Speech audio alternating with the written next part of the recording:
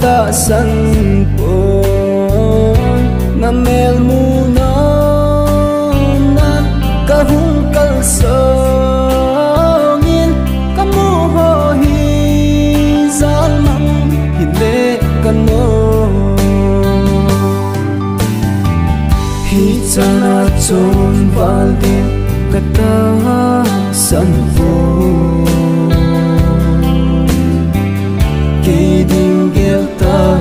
dòng lệ chun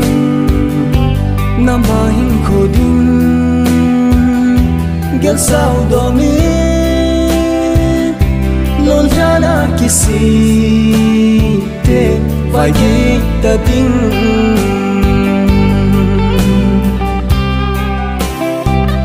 hityang na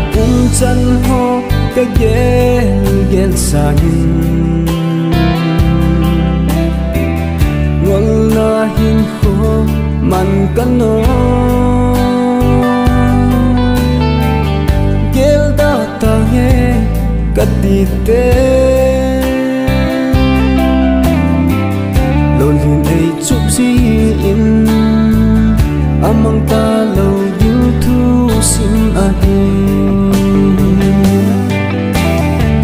hi cha chon wal din kata san vô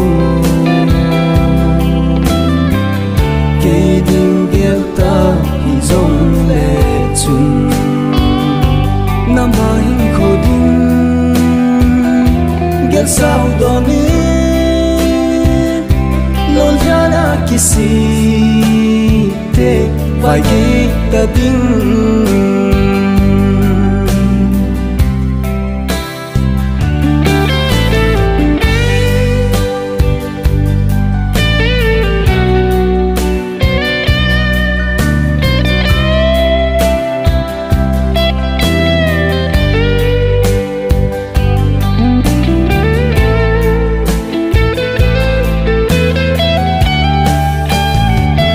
adi lâu lắm đi